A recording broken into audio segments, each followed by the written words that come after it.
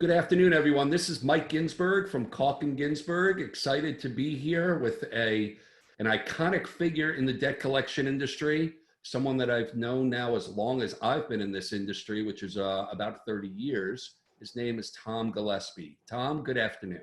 Hey, good to see you, Michael. You as well, Tom. Why don't you take a moment, introduce yourself, and also introduce your background and your company. Sure. Well, I'm Tom Gillespie, president of Access Receivables Management. Access has been around for 21 years. Prior to that, my wife and I owned a company called National Credit Management Corporation, which was also around since the 80s. And so I've been in this business a few years. A few decades. Well, thank you. And the primary focus of your business today, what types of clients are you predominantly servicing? So we're doing commercial. Mhm. We do state tax. We do, a smattering of medical and some other things. Telecom is a big part of our business. Insurance is a big part. We also do BPO. And, primarily it's I'd say about 60-40 commercial to consumer today. You're based in Timonium? We're based in Hunt Valley. Oh, in Hunt Valley. Hunt Valley, Maryland, yeah. Right outside of Baltimore and Towson. And Tom, how has this pandemic affected your business in particular? So it was, I thought that I had been through everything in 40 years. I entered the business the year that the FDCPA was passed. So I literally did see people banging phones and trash cans when I started, and have watched the evolution of our industry. And during the last 30 days, 60 days, it's been probably the most challenging time. And yet, it's also, I think, a time for hope. I'm actually encouraged. Are you encouraged? Well, if you go back to, let's say, the 2008 financial crisis, you'll remember that the fear then was being able to go to your ATM machine and get money out. The fear there was completely different. We have fear now about leaving our house and getting sick. But what happened in 2008 was we bailed out the banks with, trillions of dollars in the auto industry, but a lot of that money didn't return to the economy. In this particular instance, with the Payroll Protection Program and the SBA direct lending program through EIDL, you're putting $5 trillion back into the economy. Through small business, yeah. Through small business. This is the first time that small business owners in America have ever been given any type of help. And bear in mind that small businesses, for the most part, don't have access to capital. So the access they have is through a high interest credit card or through some type of hard money lender. The average SBA loan, by the way, normally in a good market is only $50,000. So the SBA isn't really a good lender, if you will. And by the way, it can take 6 months and an awesome credit rating to get $50,000 in an SBA loan from a bank. Banks are typically more interested in certain areas like real estate, healthcare, and so on. Sure. So if you're a restaurant, if you're a service business, it's very difficult to get capital. Now, what I see and what the numbers are showing us this month is that the money is coming back into the economy. And, just yesterday we had in our company 2 payments, remote, mind you. One was 30,000, one was 22,000. Wow. Yeah, it's an interesting time. It is volatile. These are things we haven't seen before. How the regulators have been reacting and then how they will react long term. That's questionable right now. Client behaviors, for the most part, have been consistent. We're not going to collect into certain regions. We may not collect at certain times. We may not collect at all. But for the most part, businesses in this industry are doing okay. And that's why I wanted to have these kinds of conversations. tell me, have you seen any specific changes within your client base as a result of the pandemic? So for the most part, our clients are doing very well so far. You know, the school industry is obviously going through some difficult times right now. Right. And, you know, that piece of our market is going to be challenging ahead. I'm sure that we don't do a lot of healthcare here at Access, but I'm sure the healthcare market is also going to, you know, suffer a lot, even from a PR standpoint right now. Right. But, you know, we've been asked to cease collections with some state governments. Some of our very largest enterprise clients don't want us collecting right now.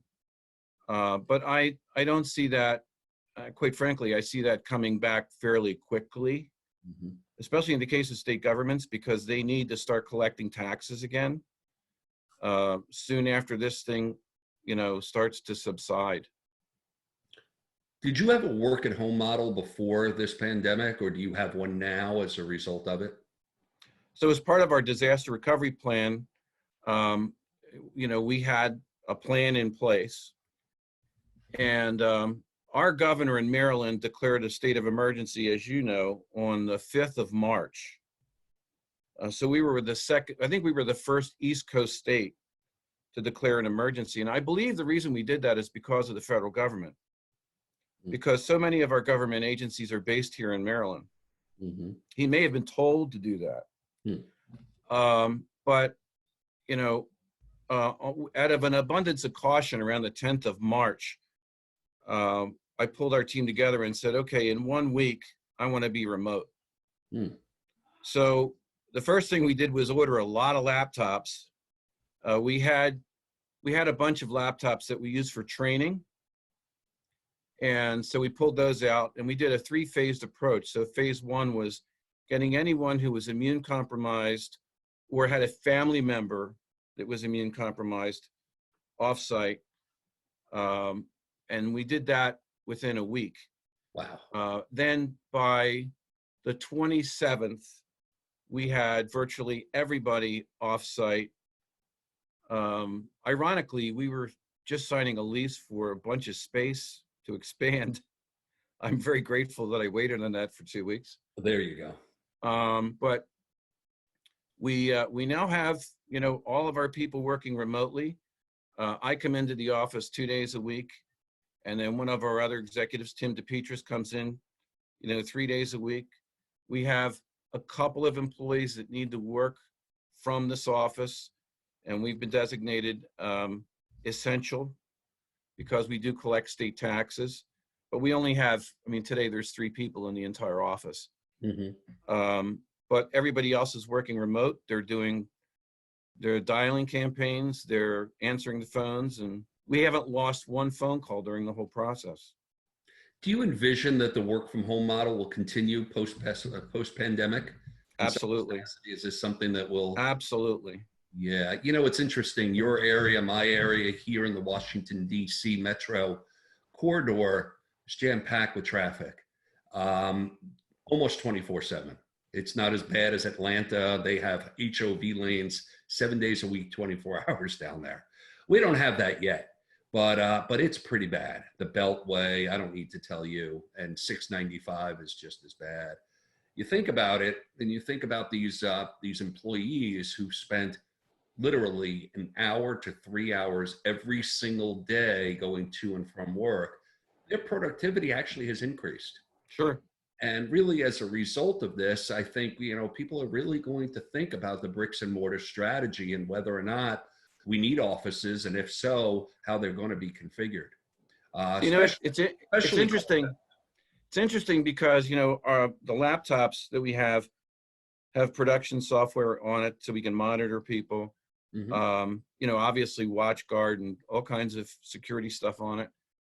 And, you know, we can remote in if they have a problem with their PC to fix it. And they're having Zoom meetings. Each team is having Zoom meetings throughout the day. I'm actually seeing greater productivity right now, I think, because people are rallying around the flag like never before. And you know, I am just so grateful and so blessed to have an amazing company and amazing management team here. Well, you invested in that, and that doesn't come by luck. That doesn't come by accident. That comes with purposeful intent. And as long as I've known you, you've been, you know, the type of person who's really focused in on the well-being of your staff and the industry overall. You've been very active in this industry for decades, as you just said here. And you know, we've lived through the offshore model. There are a lot of companies that have a near shore model, an onshore model. I think consumers, clients, regulators, and hopefully the client base in general will embrace a work from home model and allow, listen, it's going to reduce overhead, right? It's going to position these businesses to run profitably. And with razor thin margins, escalating costs, and now this disruption in the marketplace, we need to find good ways to generate income. And if there could be a cost savings by working from home, you might as well benefit from it. Absolutely. We're not running charities here. You Right. know, trying to run profitable businesses that have staying power. Let me ask you, within your organization, boy, I want to go to Vegas with you because you tend to kind of predict well where things are going. Education, you got out of that, and your business lines right now are doing extremely well. You've had forethought when it came to moving people home and getting the laptops and just getting ahead of the curve. Have you seen any direct wins as a result of this? Maybe clients you weren't expecting, or consumers, some changes, things that impact your business, or maybe on a personal front, some philanthropy or some things that you've seen locally that you might want to share? So I think the biggest win coming out of this is, you know, having employees, having associates that are really united and, you know, also appreciative. You know, we're in an industry with high turnover. Yeah. When you talk about making money in this business, it's all about turnover. So if you can retain your people, you can pay them more. When you have 50, 60% turnover, it's very difficult to make money, especially when you're ramping a business. Right. You know, when you're trying to add people and you have turnover, you're always reinvesting your profits into the new hires and so on and so forth. So, you know, our stability in our workforce has been exceptional. And what's going to happen as a result of this, I believe, is that this industry, this model, is going to get back to being a more desirable career. Okay. You know, for many years now, it's been difficult for us to hire good people in our industry, college graduates, young college graduates, because they don't see the collection industry as a career move. But many of the other types of jobs may quickly go away. Working in a restaurant for the next year or so may not pay very well, and it may not be possible. Right. So, you know, we think, and I also believe that coming out of this, to your point, the volume of business that we're going to see towards the end of the summer is going to be exponential. And of course, we do some state tax collection, so that I can't even imagine what the numbers. We were ramping up for a new state contract in January, getting ready to ramp for one. And when that gets off the ground, I can't even imagine the volume is going to be just unbelievable. Well, and also you add to that by then, hopefully we'll see a decline in the unemployment rate. People will be going back to work and feeling good. Consumer confidence levels will increase. And you've been through enough recessions to know the best time for this business and the economy overall is when we're coming out of a recession.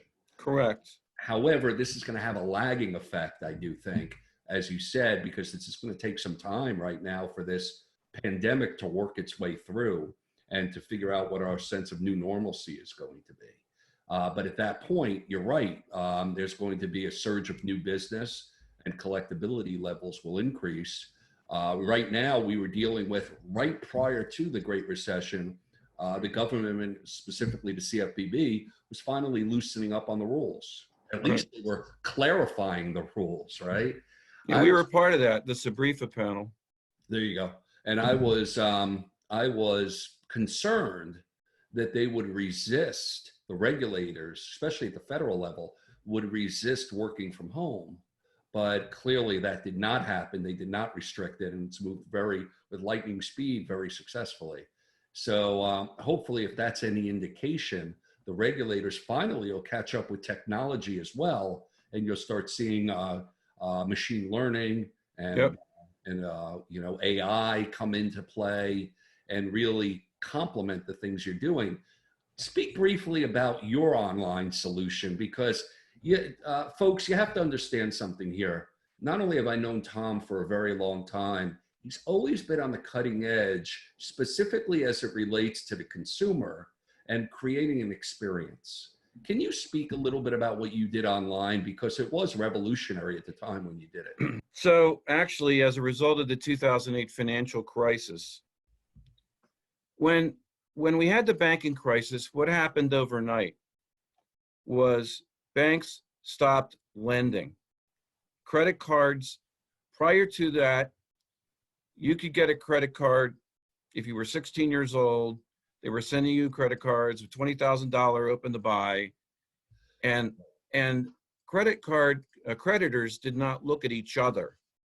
So if you were paying Discover Card on time in January, you could go to Visa in February, and so on and so forth. That all stopped during the last financial crisis, and it literally choked our economy because there was no more credit available to consumers. And it took 10 years for that to change. So FICO today, as you know, they look at your credit score every day. The average person today has their credit score looked at thousands of times, as opposed to maybe 20 times in 2008.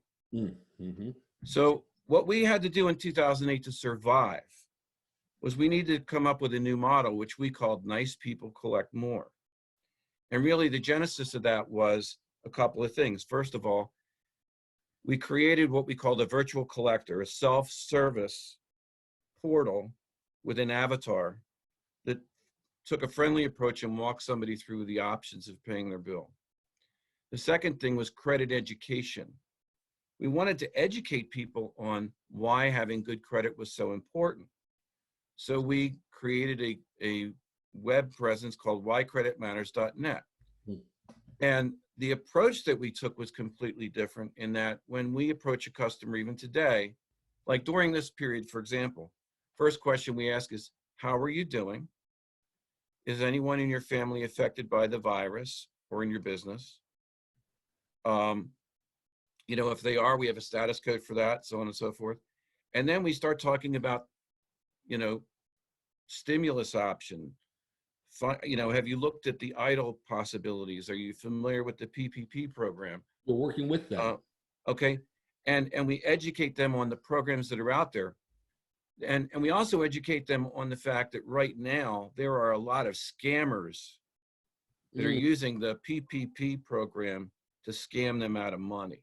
Great point. Okay. So it's important that they go to the right site, which is the SBA or their local lender, depending on what they're trying to do. And, we call our virtual collector Zoe. So this month, Zoe's average payment size is up 16% over last year. So our average payment is around $510. Wow. Our number of payments over last year is up 8%.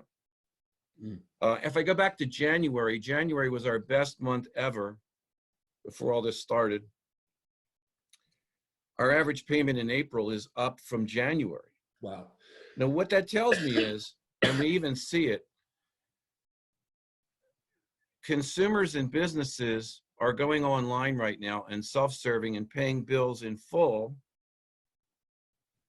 because they have extra money right now. Mm-hmm. So if they have, if we can get out of this thing without long-term damage, it honestly could put a lot of small businesses in a much stronger position than they were before. It's interesting. I spoke to somebody earlier who referred to their agents as almost financial advisors. Sure. I thought about that for a second, and I said, who else other than the bill collectors, the agents, the front end, the people you have on the call, who else other than them are providing the kind of advice that consumers and small businesses need in a marketplace like this? I didn't even think of the people who are trying to rip you off. I thought about just navigating through these waters and figuring things out. Q&A.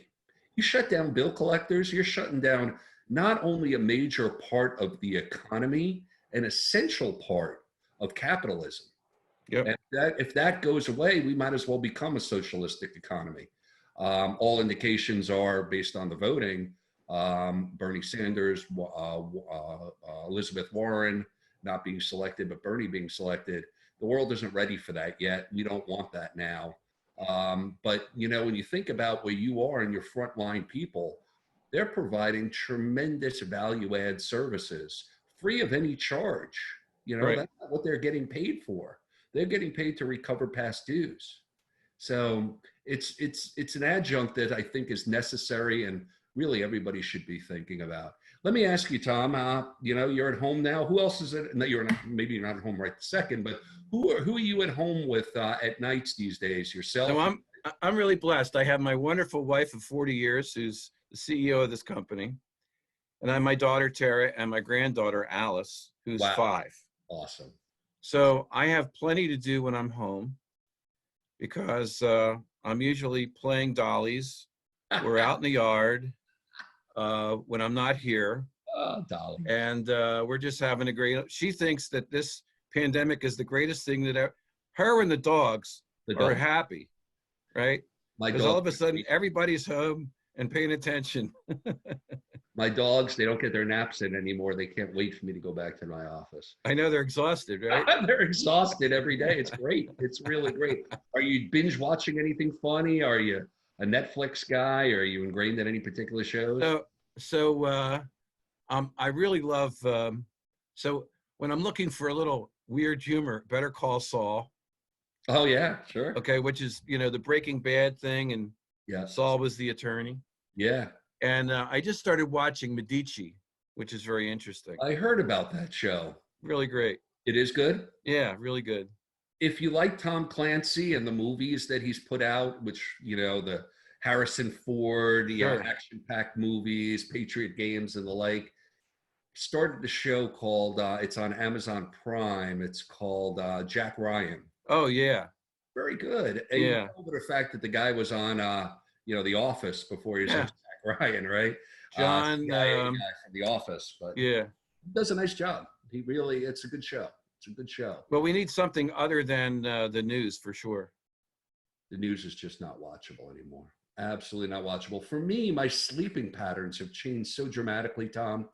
I mean, I'm a very sound sleeper, but I'm getting up at 3 and 4 o'clock in the morning every single day. Right. Sometimes just for a couple hours, sometimes for the rest of the day. Mm-hmm. And it's because, I'm not moving. It's, I find time to move, but I'm not going to an airport. I'm not traveling. I'm not sleeping out. I'm not late nighting anymore. It's different. It really is different. And for that Saturday, I hope this thing passes soon because I do like to travel. Well, let's make a date to get together for lunch as soon as this thing is over. Tom, this is great. Thank you very much. Tom Gillespie, our friends from Hunt Valley, Maryland. Hey, it's been fun. Thank you very much for your time. Thank you, Michael. Enjoy. Have a good day.